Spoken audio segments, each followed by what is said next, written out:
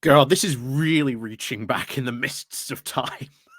But do people remember David Gauke? Of course, the former Justice Secretary, I believe he was. Um, and then, of course, after the leadership election where Boris Johnson was elected, he was one of the few Tories that resigned, earning them the moniker of the Gawkwood Squad. I wonder how many people actually remembered that bizarre nickname or even how that came about. But as I've been alluding to for the longest time, there is a Tory civil war on the way. And people like David Gauke, who, after the election of Boris Johnson, who vehemently disagreed with what he was going to do, they said, you cannot trust Boris Johnson. We do not trust him at all. We do not like this no deal Brexit that is going to happen. They have been sitting very, very quietly over the past number of years, just sitting, waiting, biding their time. And oh boy, this seems to be the first volley from them, because there was a very interesting article in The Guardian today, also by Henry Hill. We'll also be doing another Henry Hill article tomorrow. Well, because oh boy, yeah, the Tory civil wars are brewing. Everyone can feel it in their bones, and it is going to be fascinating to watch. I cannot stress how good this is going to be, but we're going to get it, and it is going to be soon. And people like David Gauke are going to be on the outside of the Conservative Party, trying to change the party, or at least the non-parliamentary Conservative Party, to maybe bring back some maybe bit of common sense. Will they succeed? Probably not. Well, at least not for some time. But you have David Gauke firing, I think, what is the first, well, at least from what I have seen, the very first salvo from this type of ex-Tory MP who used to be there, that either was booted or left pre-Johnson or has stayed very, very quiet since then. So probably expect to hear a lot from these types in the future, that's for certain. But before we do go getting into this, please do remember to click on the like, share, and subscribe button down below. Again, that all helps out the channel. Like I say, down below, there are links to my Patreon page, the War of Donation link called Buy Me Coffee, where you can buy me coffee, the YouTube thank you button, etc., etc. That's all down below. Go check those out. And of course, as always, thank you very much to all those people who do help and support the channel. There's a pony club, etc., all that good stuff down below. And of course, let's crack on into this. Of course, coming from Conservative home, David Gauke, the Tory white, will try to shift the blame that the looming disaster is of their making.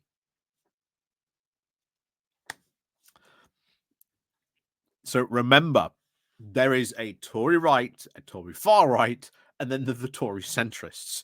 And oh boy, are they going to go to some serious, like, civil war in just under a couple of weeks' time. But oh boy,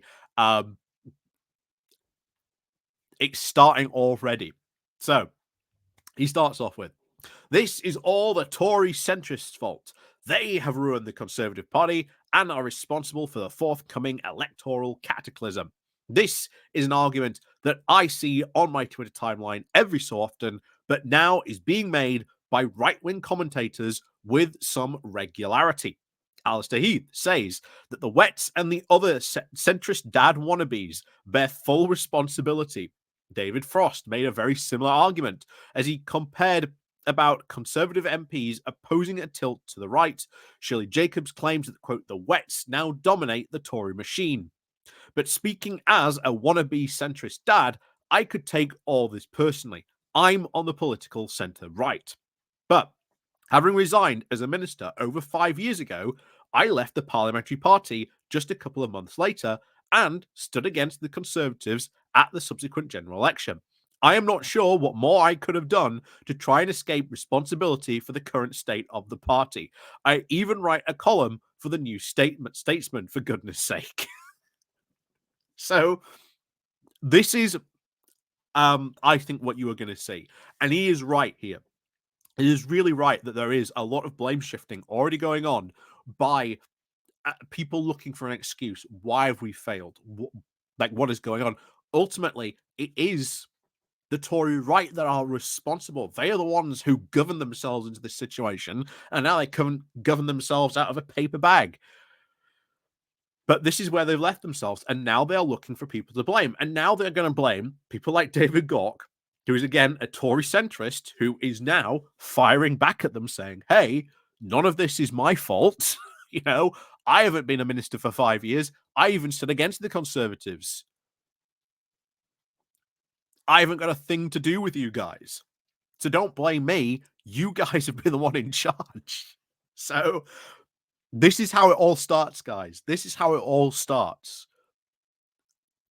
And it is kicking off low level to begin with. But hey, most civil wars do start off with some low level attacks that just, end up escalating as it goes along. So anyway, let's continue.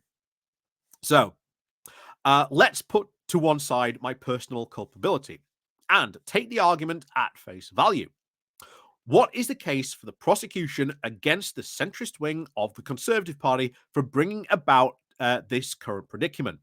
In summary, it follows.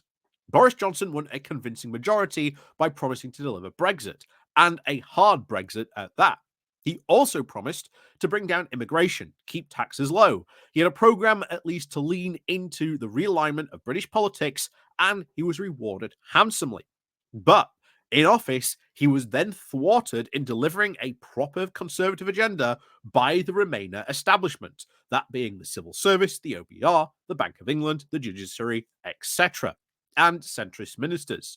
These are the very same centrist ministers who subsequently hounded him out of office.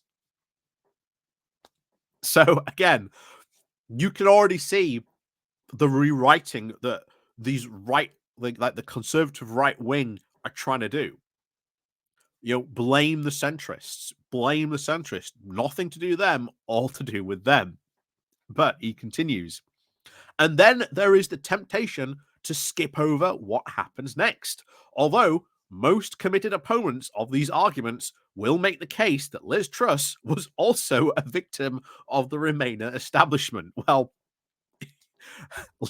Liz Truss, still, herself blaming everyone but herself. That will probably continue for a long time to come. But anyway, back to it. So they will try and expose these arguments and say that Liz Truss was also a victim of the Remainer establishment.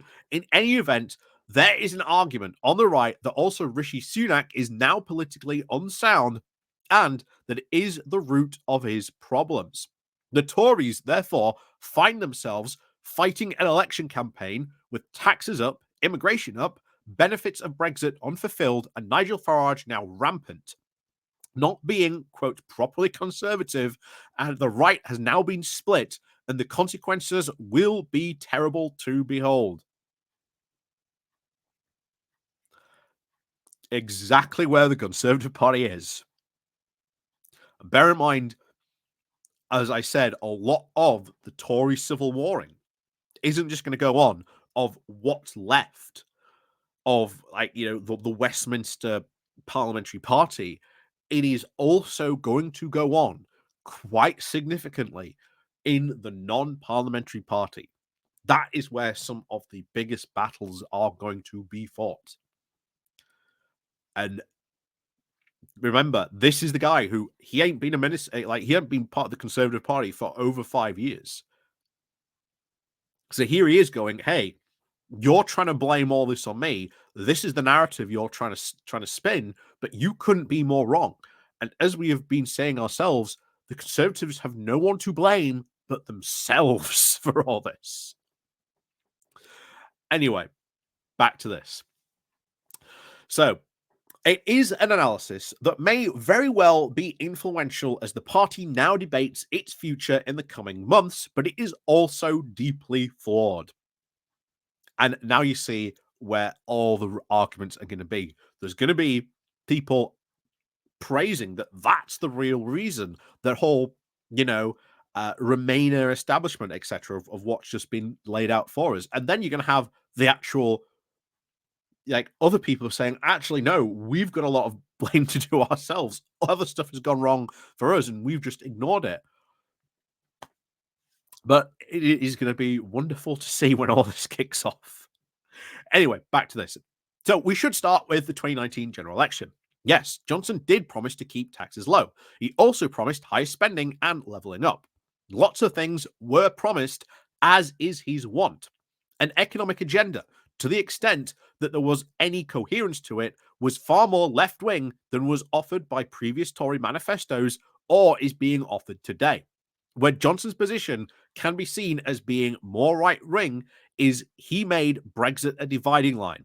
He was going to get Brexit done, bulldozing his way through his opponents.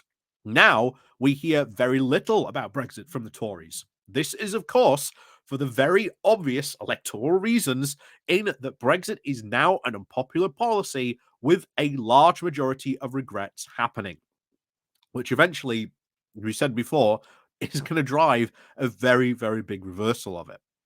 It's inevitable at this point. Even Nigel Farage is also reluctant to talk about to retaliate. He's also very reluctant to talk about opening does, and if he does, he complains about the Tories having failed to properly implement it. This now takes us to the charge that in office, the Tories failed to deliver conservative policies on issues like Brexit or immigration. Johnson had the freedom to appoint precisely who he wanted to ministerial positions. Frost negotiated his Brexit deal. Priti Patel was his Home Secretary in charge of immigration policy. Let's also not forget he had an 80-seat majority. This whole idea that Johnson was stymied, delayed, etc.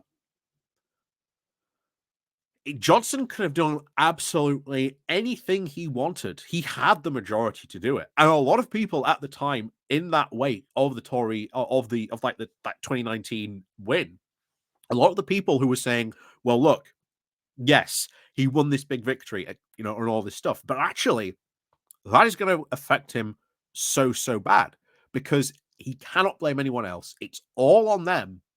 They've got no one else to blame. So when there are failures, they can't blame anyone," which is what we had been seeing previously on the Theresa May and back through that. So that's another point against them, that they have no one else to blame but themselves.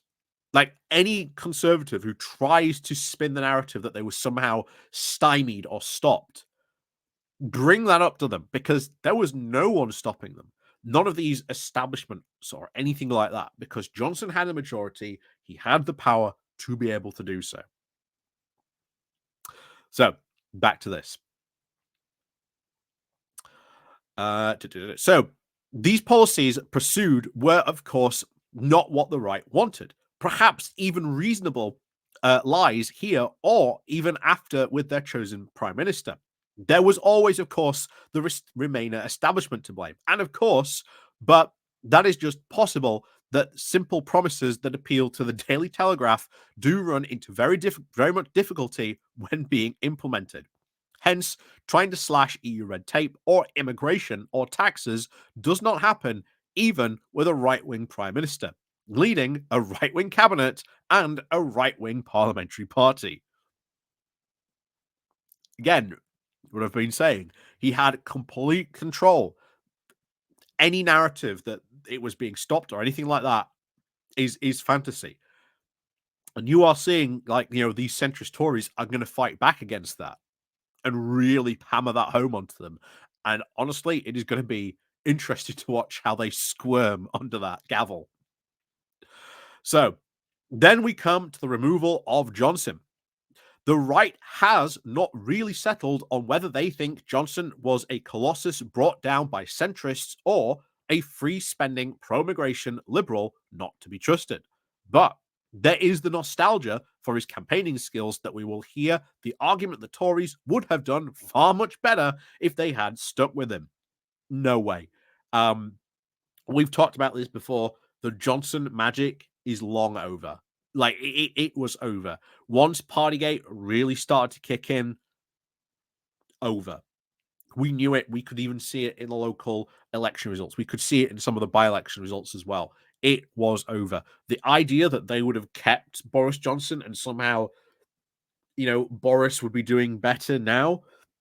Oh no, the gig was well and truly up for Johnson at that point. I think the British public really did realize what Johnson was and what he was doing and were onto his game by that point. So, back to it. So that could be possible. Well, sorry, this is possible. But we should not forget that for good reason, he had lost the trust of his parliamentary colleagues and the country as a whole.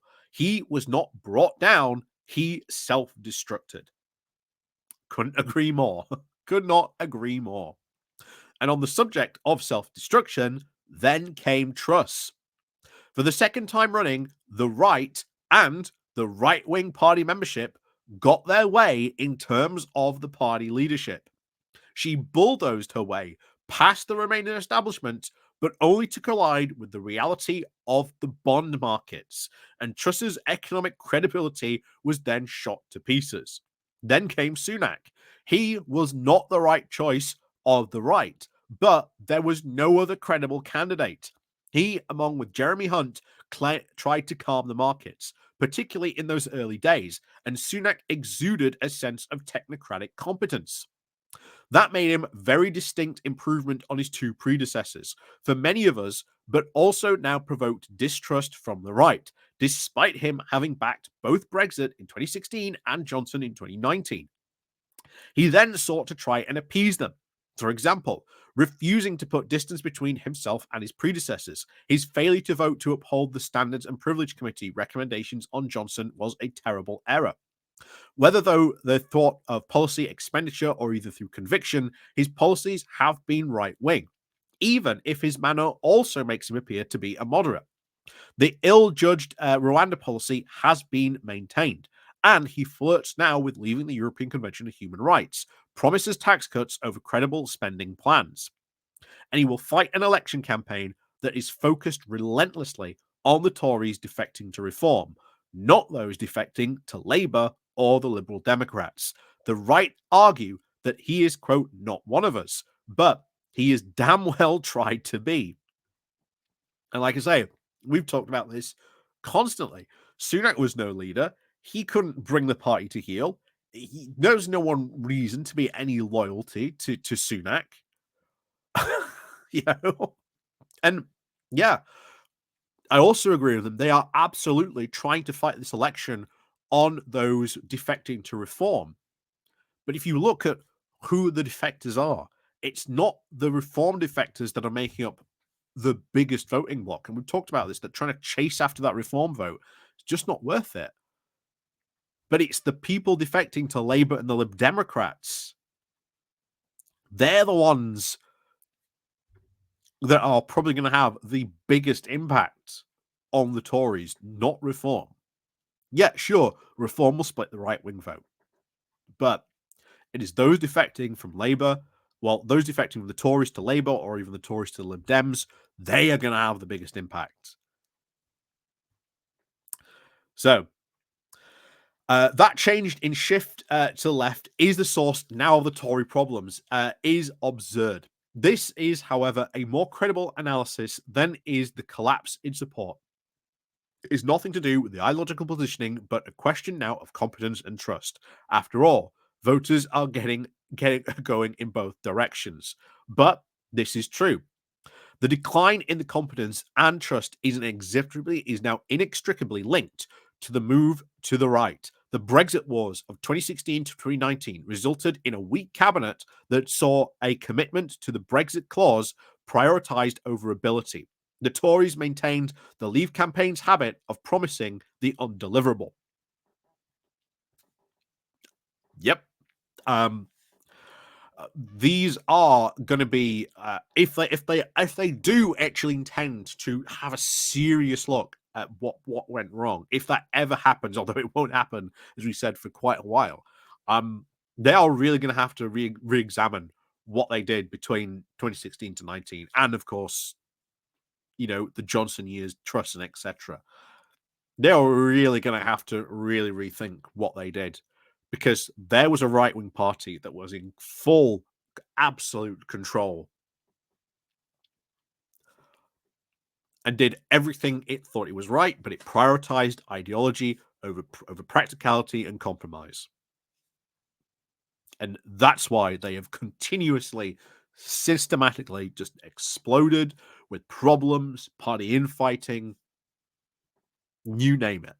And now, after they leave power, it is going to get so much worse. And oh boy, are they going to fight about it.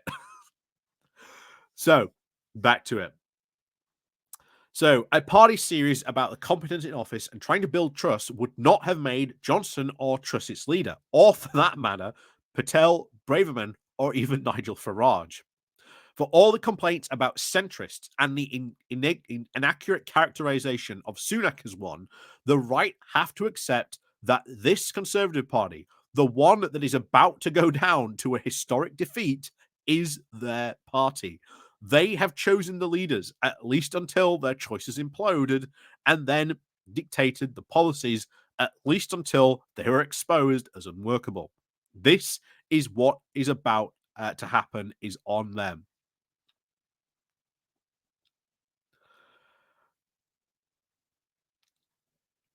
And then I love it because you get some people like having a go at him. So the first comment saying that it's a lack of self-awareness, that it was Cameron packing the party with the wets.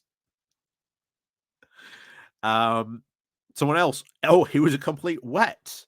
He hasn't been in power he hasn't been anywhere near the government for 5 years.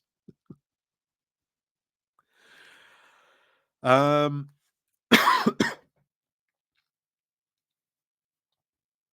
and then yeah, it just absolutely happened. And they are still not thinking about it. Most of these are arguments against David Gauke and what he's done. But if you really were to sit down and say, okay, what happened? You know, you were to like seriously sit down and go, okay, what happened to the Tory party? David Gauke here, he's got it incredibly right, 100% accurate, right, and correct. Will the Tory party ever listen to someone like him? Nope. Because there have been voices throughout since 2016 saying this exact same thing, and they have been ignored, they have been belittled, thrown out of the party. And it is their downfall that has caused this. It is the right wing of the party that is about to lose, that is about to go into historic defeat for the Tory party.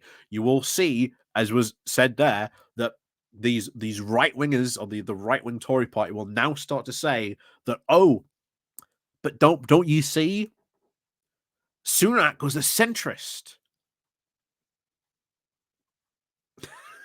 I can guarantee you, in the Tory civil wars to come, we will get Tory right wingers trying to say and excuse their historic defeat by saying things that, Sunak was a centrist. That's why we lost. Like I say, I cannot wait until after the election because, oh boy, there is going to be so much salt. If you thought the salt from the local, elections was bad, wait until after the general election because, oh boy, grab your helmets and your pickaxes because we've got some gold to go and mine. But as always, let me know what you think down below. Just poor David Gauke. He is what's the I don't know the best way to say it. He is like, you know, I think it was Socrates or the Athenian. I think it was Socrates who was like, "This entire war of Sparta is wrong. We have brought ourselves low. All the direction was pointless." And what did they do? You know, they went and killed him because they couldn't stand that he was speaking the truth. And at this point, no Tory that tries to speak the truth is going to be listened for some time. But hey, as I've said before, this is the opportunity that lies before us. This decade, if not, of getting progressive things done and doing stuff like this. This is the opportunity that lies before us because the Tory party is going to lie smote upon the Thames as it drifts down the river out into the North Sea somewhere. Not to be seen again for quite some time. And like I say, in the meantime, that opens the way to so much stuff we can do in the meantime. But as always, thank you very much for watching. And of course, as always, do click on the like and share button on your way out. And of course, we'll see you all next time.